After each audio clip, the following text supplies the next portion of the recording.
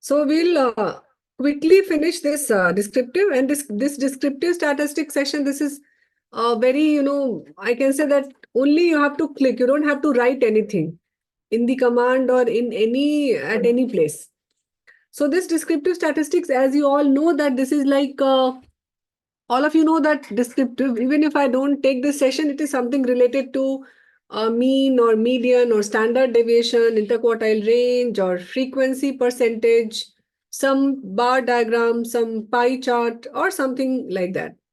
So this descriptive, basically this is the data, and to summarize the data, we need the descriptive statistics.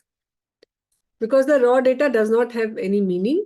So a descriptive statistics is a procedure where we summarize the overall data, the all variables. And there are ways to summarize.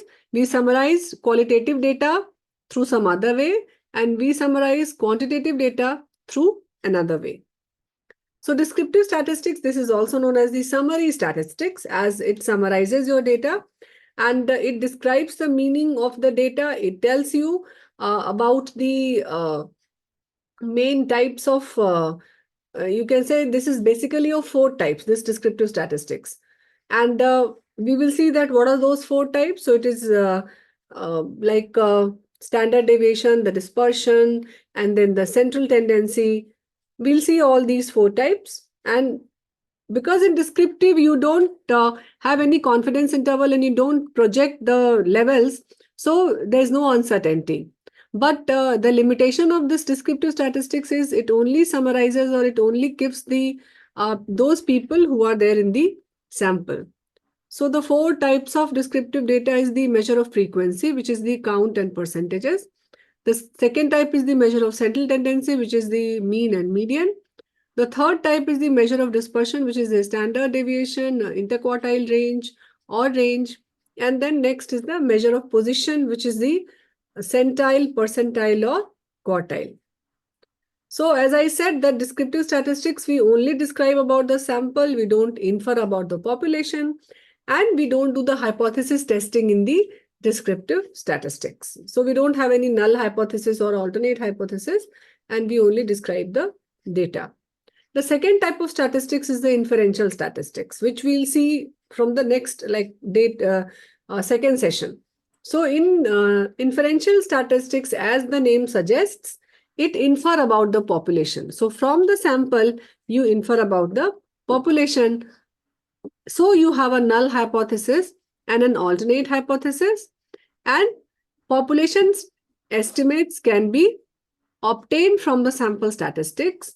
And there is some element of uncertainty in case of a inferential statistics. Remember, we talked about the sampling error.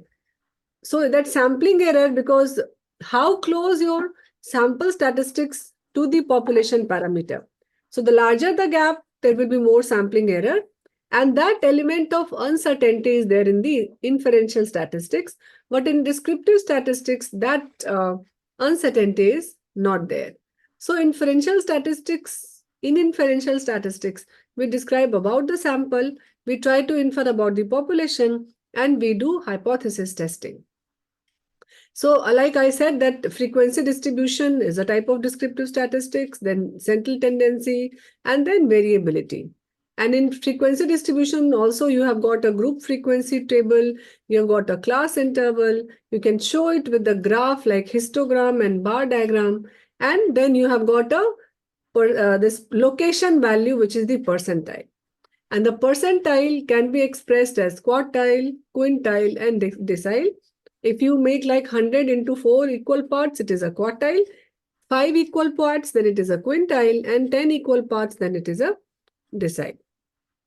Now there are central tendency measurement by the mean, median. Mean generally we use when it is a normal distribution. Median when we use when there is a skewed distribution, and mode is generally which is of a greatest frequency. So for example, you can see this is the 10 data value of cholesterol level. So if I have to calculate mean, I will just take sum of this and divide this by total number of observation. So the mean is 186.6. If I have to calculate mode, so mode is the most frequent occurring.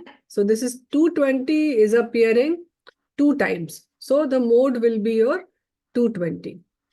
And then the how to calculate the median. So it depends on the odd number of observation or even number. In case 10 is an even number, so you take the mid two values and you take sum of it. So the mid two values are the 180 and the 220. This one, not 220, fifth and sixth, it will be 200. So it is generally this 180 and 200. So the median will be mean of these two. So now coming to the normal distribution, this is a normal distribution graph. Dr. Tandra is writing how to calculate the lower limit of, can you show what is that? Normality or Z-score? Lower limit of normal or Z-score. That you can do using a function option. Remember, I have shown you a statistics and function option. So you can calculate, you can convert your variable using that function option. So normal distribution, mean, median, and mode that coincides. And in case of a mean, we know that since if the data is a skewed one, it is sensitive to, mean is sensitive to the these skewed measurement. So that's why you don't use mean when the data is skewed.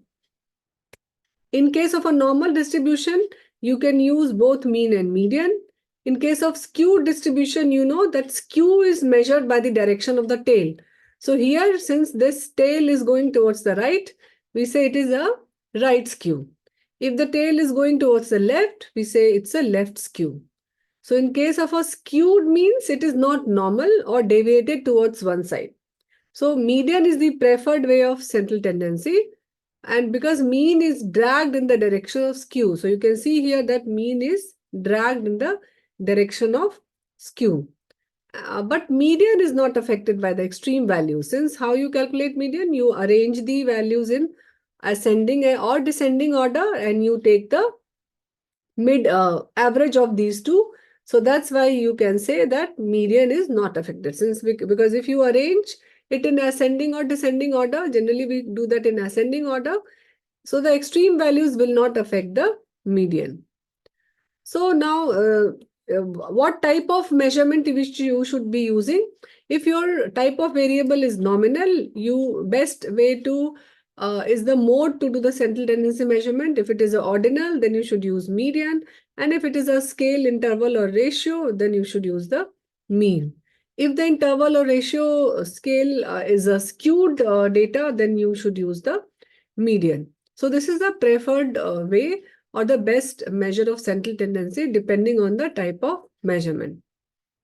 Now, how to measure the spread? So you know that measure of spread is generally measured by the range, which is the lowest and the highest. Difference between the lowest and highest, standard deviation and variance for a population, and standard deviation and variance for a sample. So these are the three basic ways how to measure the spread.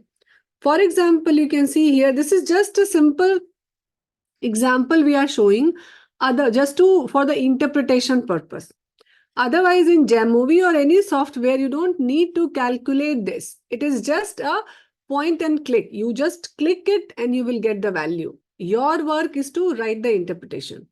So here you can see there are 10 values of cholesterol, like from 200, 145, 220, and so on. So what I will do, I am just showing you how to calculate the variance and standard deviation. So the difference from mean. So mean I calculated with the previous data, that was 186.6. So the deviation from mean is, what I will do, this 200 minus 186. So this will give you a value and then you have to square it. So you square this and then you add this. So this sum of square divided by total sample minus 1, this is the variance. So that's why this variance is also known as the MSD, mean square deviation. Why? Because this is basically the mean of sum of square. So mean square deviation is the variance. So variance will be calculated if you add all these 10 values and you divide it by 9, you will get this value, which is the 1060, which is the variance in this case. And if you take a under root of this is the standard deviation. So this is how we define the variance and standard deviation. So basically variance, if you go to the, we will learn this independent sample t-test and ANOVA, and there we will learn more about the variance and what is the implications of these variances. And if you have to calculate the standard error, so this standard error is defined as in the numerator, it is the sigma, which is the standard deviation of the sample, divided by under root n, where n is the sample size. And this is the standard error of the sample. So standard error you can calculate from that data. So we have just shown you how to do this manually. Otherwise, in Jamovi, you will get all the values and you just have to write. Now, before we go to the descriptive statistics, you have to check the normality of the data, because then only you will say that you will write median, or you will write mode, or you will write mean. So how to check normality of data? So let's say it is a SGOT and you have measured the blood pressure and SGOT level of 5 persons, and you have to decide like whether you should use mean or median to describe your data. So these are the 5 values. You can see the systolic blood pressure values are the 110, 108, 120, 22 and 100. Similarly, the SGOT are 10, 110, 8, 210 and 12. So if I ask this question, which has got the more variation of the data, then what will be your answer? SGOT. Yes, because it is ranging from 8. So dispersion, the first one is the range, highest and lowest. So you can see that range is more in case of a SGOT and less in case of a SBP. Yes. So the values are less dispersed in case of a systolic blood pressure and more dispersed in case of a SGOT. So what will you use, mean or median, to describe your data, depending on whether the values are less dispersed or more dispersed. So you can see that in the continuous data, you have to see that whether the data is normally distributed or skewed distributed. Yes. So you have written like normal. So there was only 10 data. That's why you can write that SGOT is median and SBP is mean. But if there are like 193 or 200 or maybe 1,000, so it's a big data set, then you definitely have to look for some objective way to measure this. Rather, I can say objective way to assess the normality, whether it is normally distributed or whether it is a skewed distribution.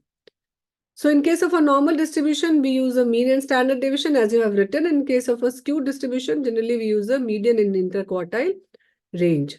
So what is a normal distribution? Generally, it has been seen that if the data is normally distributed, most of the observations, they cluster around the peak. And then the probabilities for values that further away from the mean tapering off equally in both the directions. So many natural variables like height, blood pressure, age, they follow a normal distribution. So there are objective and subjective ways to know about the distribution of a continuous data. So the two ways to assess normality. The first is the numerical method or objective way, and second is the graphical method or subjective way. So coming to the numerical method, first I'll focus on the numerical method. It's an objective way to judge the normality, but it is only good for low sample size. How low? If your data is less than 50, sample size is less than 50, then you should go for this numerical method. And there are 3 measures basically: skewness, kurtosis, and Shapiro-Wilk test. Most commonly, we use the Shapiro-Wilk test because it gives you the p-value also. And then there are subjective ways. So subjective ways, graphical method is mostly the subjective way, but to interpret the graph and the graphical method, more experience is required. And it is applicable for sample size more than 50 And for that, generally QQ plot, and yes, so Dr. Selviraju is writing correctly. Histogram and QQ plot is the most common way to judge the normality of the data subjectively. Like you can see here, there are both the groups are normally distributed. So we know that if the groups are normally distributed, we'll go for the parametric type of test.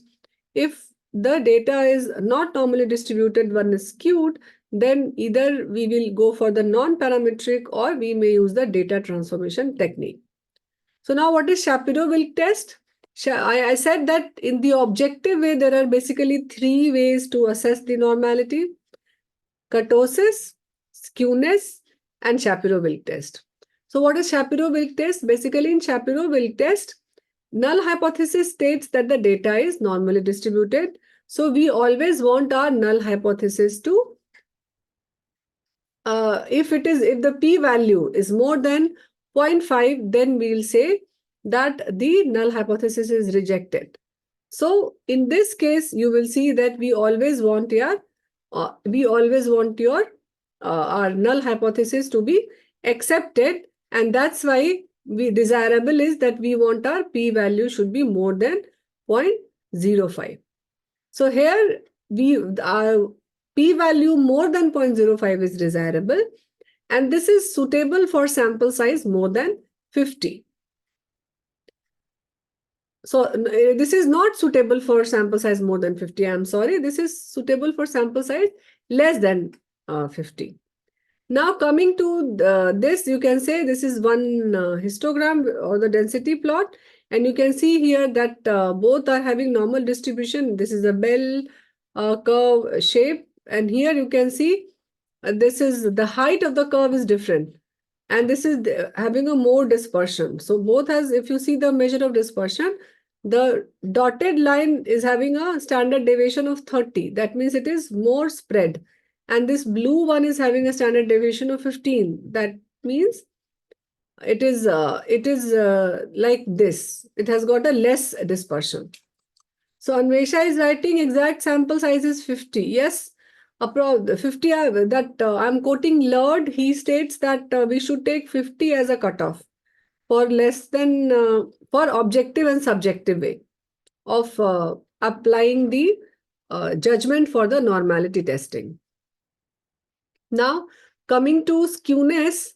Skewness is basically it measures the symmetry of the curve, and it tells you regarding how spread that is. Like it is measured with the direction of the tail.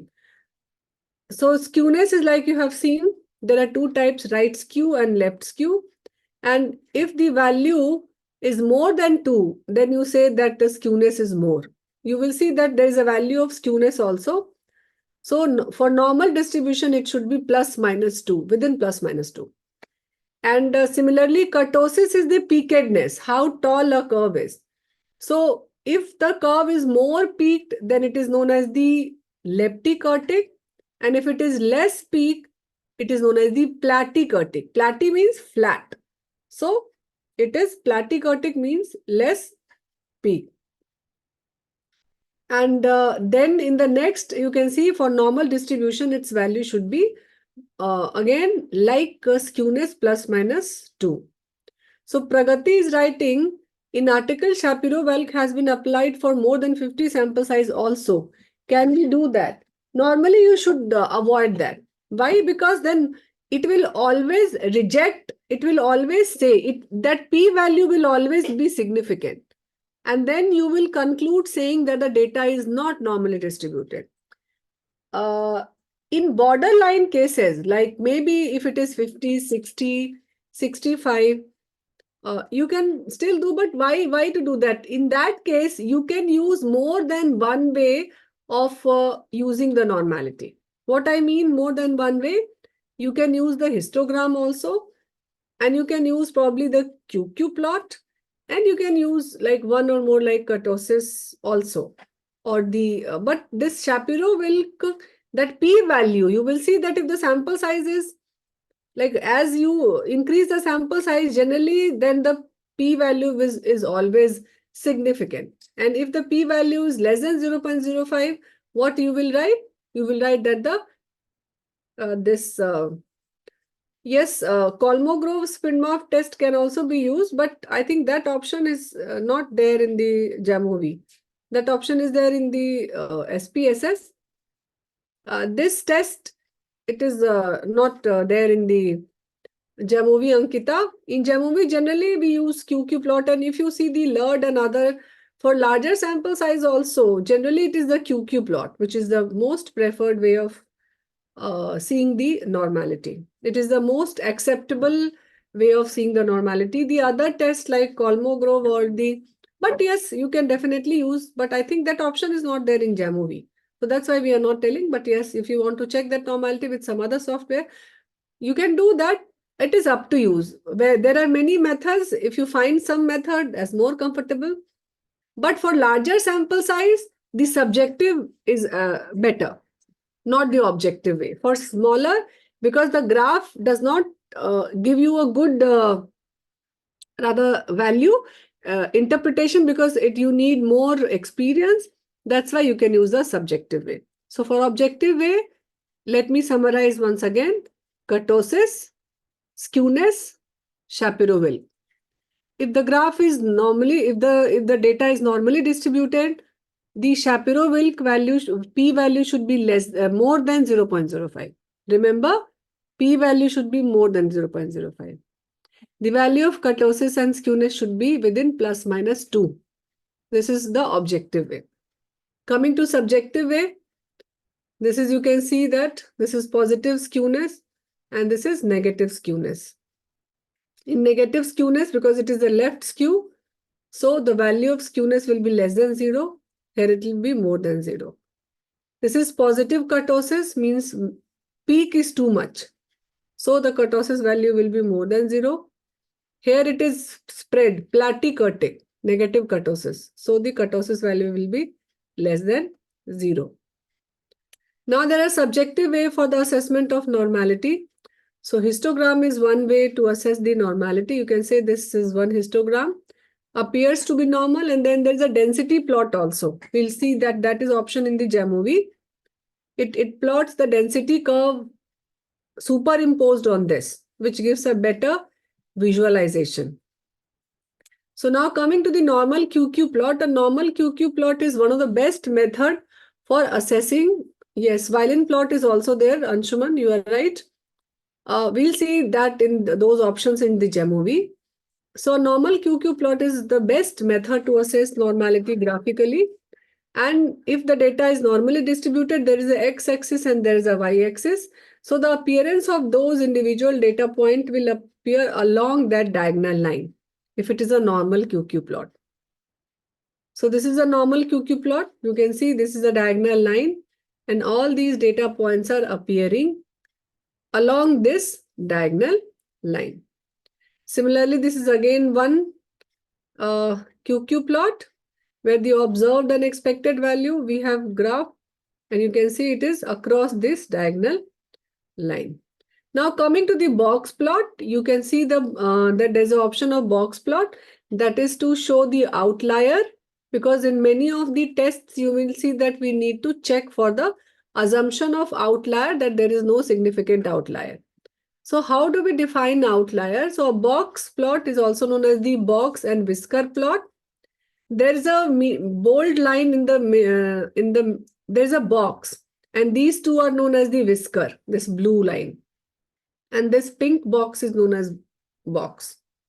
So there is a dark thick line which is plotted, which shows the median, and then the upper and lower. This is the 0. In Jamovi, it does not appear like this horizontal, rather than this is a vertical one. So the lower one is the negative and upper is the positive. So if you like just rotate this anti-clockwise, then it will become a vertical box plot. So this Q1 is the 25th percentile or first quartile. And this is the median, which is the second quartile, and this is the third quartile, or the 75th percentile. So these two are known as the interquartile range. The width of the box is the interquartile range. Why? It is the range between the 75th percentile and the 25th percentile. Now, from the edge of this 1.5 box length upper and 1.5 box length lower, this is the length of the whisker. And any point which appears outside this 1.5 box length, it is known as the outlier. So you can see these two outliers, green here towards the left side. This one. This is again one outlier. And this is again one outlier. So this is the box plot. So I think now coming to the demo, I'll show you the frequency distribution table, checking normality and descriptive statistics overall, and then seeing the various options. So coming to demo, let me open the data set.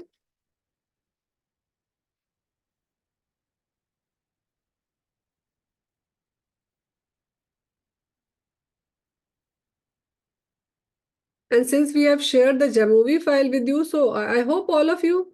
So I just wanted to ask from all mentors before I just demonstrate this, that how was the experience, like participants, were they showing Bhavna, Mohit, Swati, Naveen, both Naveen Suthar and Naveen KG, Akanksha, Deepika and Nilanjan. How was your experience, like what we have experienced? What was your stay? Were they sharing their screen? Sharing. Good afternoon, ma'am. Yes, Swati, good afternoon. Yes, ma'am. One or two participants have shared the screen, and others have contributed by telling us the commands. Okay, okay. But only out of 8 or whatever 6, 2 Yes, people. 6 were there, ma'am, and one or two did not respond at all. While I called out the name multiple times, but they did not respond at all. Okay, but they joined, they were there in the They room. were there, yes, ma'am. They were Okay, there. so it is just requested you can at least contribute by telling the commands. It will help you only. Otherwise, if you shy away from not saying anything, or like you will not participate, then you may face problem later on. So don't shy away. Like, we all are learner here. There is no senior, no junior. Because if we have come for learning something, we all are learners. So there is no other definition apart from a learner. So there's only learner, and we all are facilitator. We are not teachers also, because we are also learner and you are also learner. So please, unless and until you do it, you show it and you tell it, you speak. Uh, Otherwise, we will not come to know. So this was the experience of Swati. What about the other, like Bhavna, Mohit, and Akanksha, Deepika? Hello, ma'am. In my room, all were participating. Like for one question, one was sharing screen, others were giving command. Then for next question, I asked another participant to share the screen. So everyone was participating in my room. Okay, good. Okay, thank you, Mohit. What about Bhavna? Bhavna, what was the situation in your room? I'm asking this Uh, openly because then all of ma'am, you should uh, understand. ma'am, for some people were participating, but while others have this problem ki they had joined from phone or logged in from two different device, so they were not able to share the screen. But if they are not able to share, but were they able to tell you They were giving the once? commands. Yes, they were giving the commands, but few were not at all responding. Like, Okay, so same problem with like Swati and you are on the same page probably. Naveen KG. It's same, ma'am. Same as mentioned by Bhavna. Some people are so proactive. They are. One common problem is that no one shared the screen. They have their unique, different reasons. And other thing is, some are so proactive. I kept on probing some people. Still, they haven't responded. Okay, so Kia, one of the let me ask from Akanksha also. Akanksha and Deepika. Yes, ma'am. In mine, it was more of like whatever doubts they had, they were asking, and we were like discussing, more of like discussion. And in between, when my thing was not working on, they demonstrated also. So it was good. Matlab. but 2 3 were not there, but they were also like listening, but many of them had shared the screen. 3 4 had already shared. Okay. We Deepika? found time to be less. That's it. Okay, that to Deepika and Akanksha. Yes, ma'am. Actually, the problem in my breakout room was like two participants they had started attending the session late, so Okay. that's why it took a little bit more time to demonstrate it. Otherwise, they were participating, and one of the participants did not have a laptop, so that was it. Matlab, others were participating. Okay, okay. What about Naveen, Suthar, and Nilanjan? Ma'am, it was same like Bhavna and Naveen as they mentioned. Like Okay.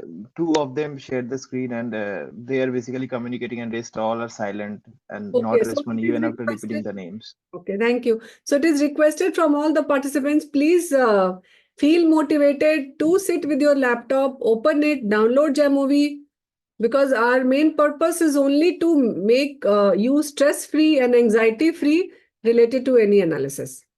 So I hope in the next breakout room, you will speak more, maybe participate more for those people who could not.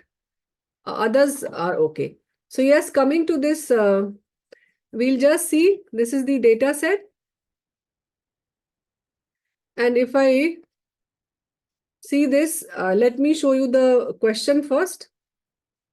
So question is like, I have to show you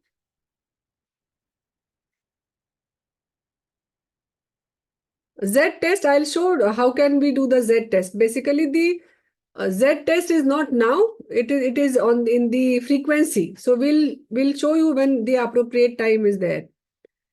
So I have to show the frequency distribution of gender, age group. So all categorical variable, we'll see the frequency distribution. So this is the Jamovi, and for basic, you don't need to install any module. But I said that for many people who don't have you can see there are many more modules in my PC. So there is a plus sign. You can go and you can download. There is a clinical path descriptive. So this clinical path descriptive, that will not be there in your main menu, and this will help you to have some more options of this descriptive. So go on this plus, go to this Jamovi library, and you type here clinicopath descriptive. So this since this is installed already, so that's why basically this is the clinicopath descriptive. You can see here. So since this is there installed, it is showing installed. Can you see this? In your case, those of you who have downloaded Jamovi, you need to install this clinicopath descriptive. It is descriptive functions for clinicopath research. This has got some additional benefit apart from the normal descriptive, because normal descriptive option, it comes from here, the exploration. So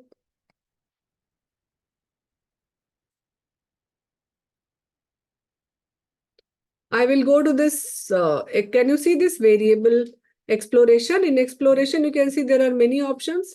Come to this descriptive. Click on this descriptive.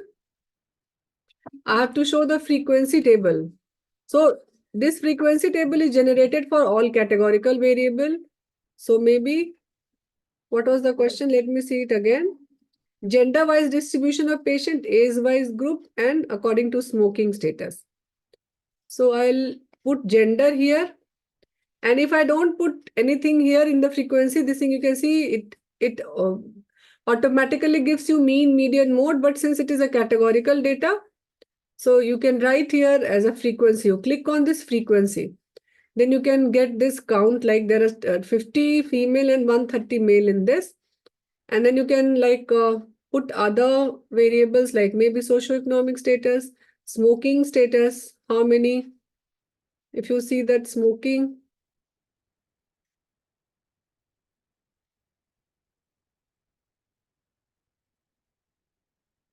probably smoking is not there. So gender and this thing you can see. If you see low, medium, and high, the categorical variable.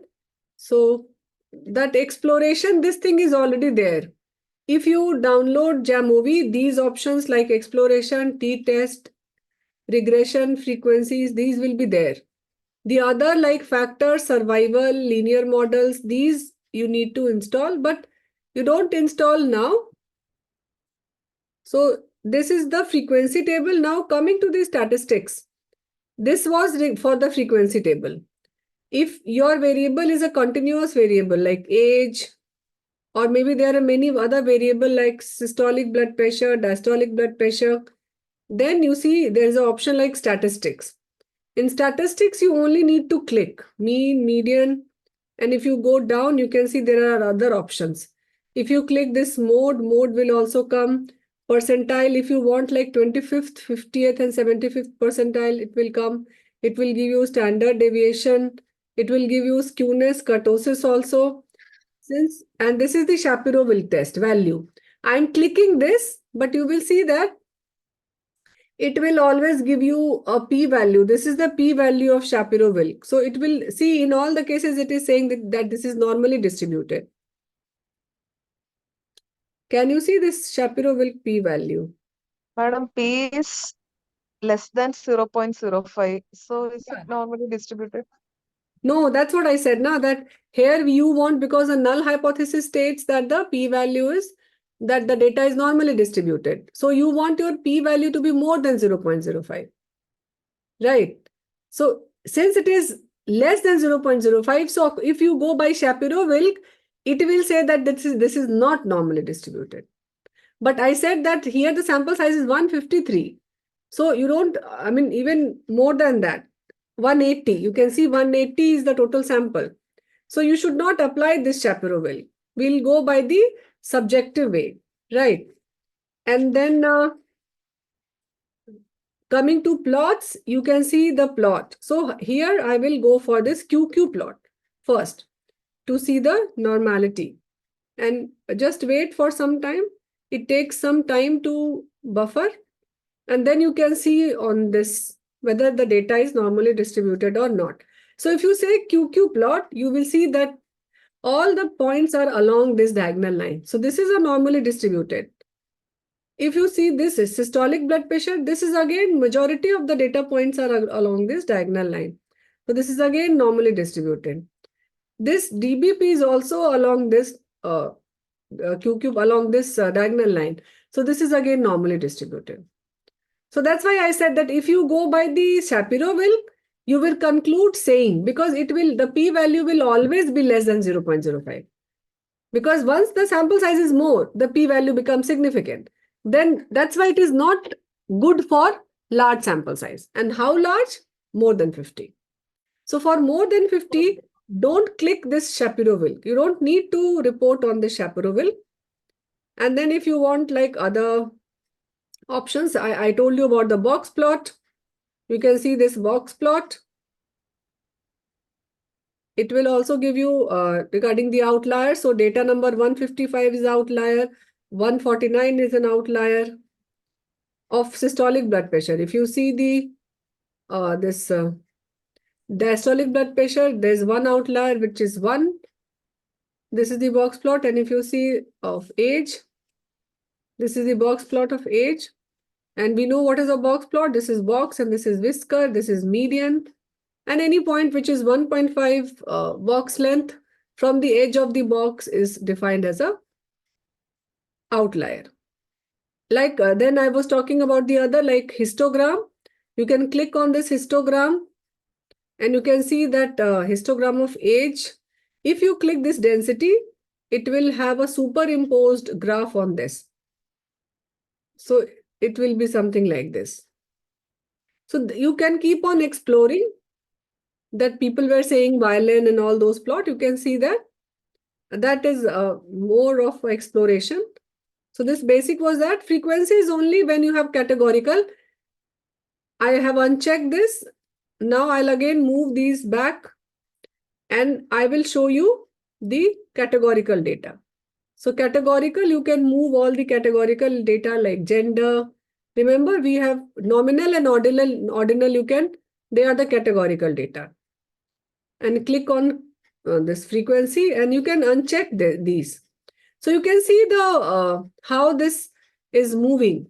Like this is a dynamic output. Once you uncheck that, that disappears.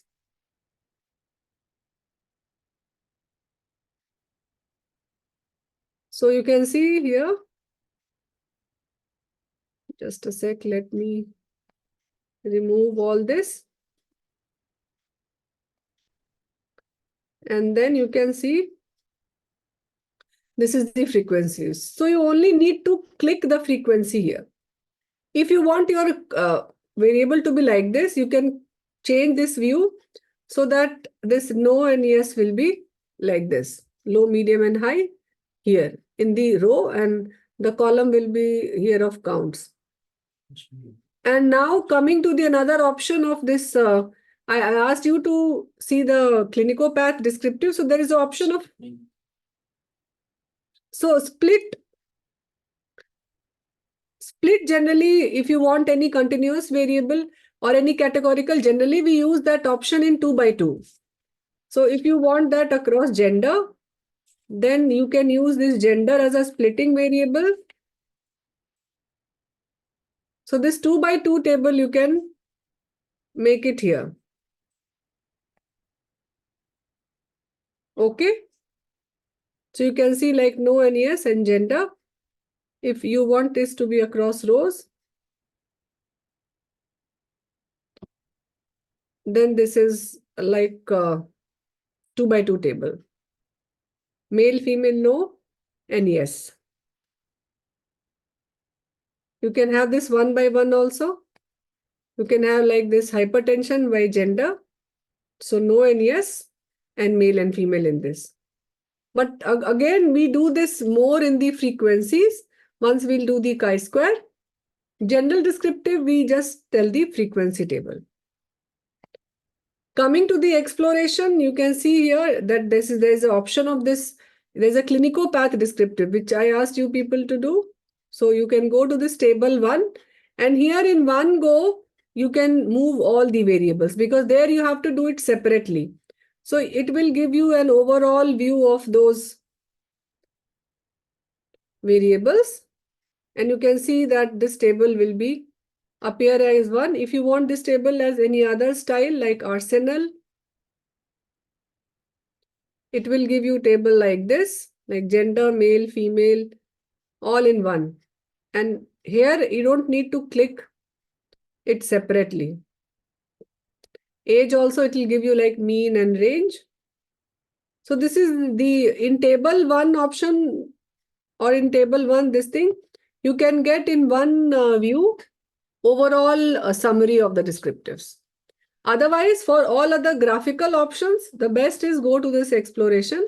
Now, one thing which I missed, you need to go right click this and you need to save the result.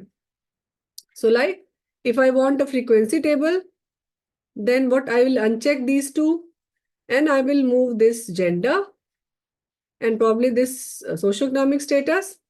And I said that this you can directly copy paste in the Word document. You can right click this, you can copy analysis, you can open a Word document and you can paste it. We have like already done it, but you can paste these tables. So these tables will be pasted. And you can change the look of the tables also. So here in this option, you can see that if I go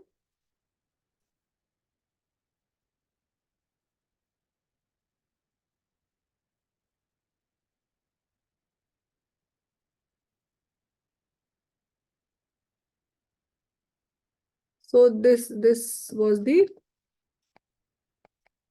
I just wanted to change the look modules that was. So can you see these 3 lines? If you click these 3 lines here, these 3 dots, sorry. And if you click this, you can see that it gives you the various options like color, plate, plot, theme, Or syntax, I told you about that the language is R. If you click this, all that R language will appear here. You want your P value to be up till 3 decimal point, number up till 2 decimal point. And then you can see that which type of graph you want. So maybe if you want a graph of something like SPSS, and if you click this, I love SPSS, then I'll show you with this thing, the graph will appear something like that. Age, if you want to plot the QQ plot of age, then your graph will be like a SPSS. Or if you want to change the look of the graph, this was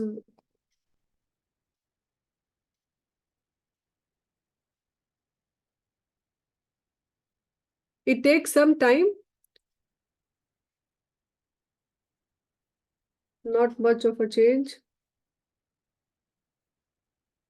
I will keep it as a default and this as Jamovie.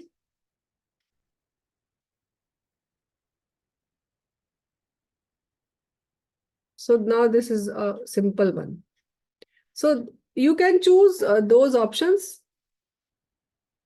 So that Arsenal one was from the Clinicopath descriptive. You need to download that Clinicopath, go to analysis, exploration, table 1, and there's only one option here. These are the janitor, table 1, GT summary, and all those things. And I think that we talked about one more, no? That was the one.